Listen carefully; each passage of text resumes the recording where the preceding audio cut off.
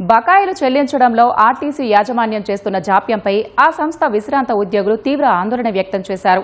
ఈ మేరకు Hyderabad RTC bus Bhavan ముందు ఆర్టీసీ విశ్రాంత ఉద్యోగుల సారథ్య కమిటీ ఆధ్వర్యంలో విశ్రాంత ఉద్యోగులు దీక్ష చేపట్టారు.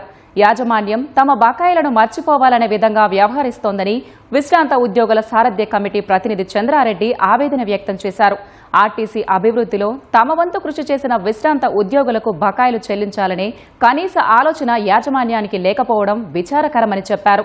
ఎన్నో కష్టాల కోర్చి తాము కూడబెట్టుకున్న సొమ్మును తమకు తిరిగి ఇవ్వాల్సిందేనని ఆర్టీసీ విశ్రాంత ఉద్యోగులు డిమాండ్ చేశారు. ఆర్టీసీ విశ్రాంత ఉద్యోగులకు సెటిల్మెంట్ చేయాలని 2017 వేతన సవరణ బకాయిలు వెంటనే చెల్లించాలన్నారు.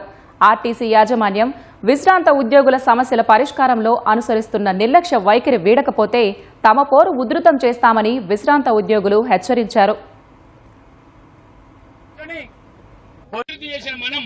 వచ్చే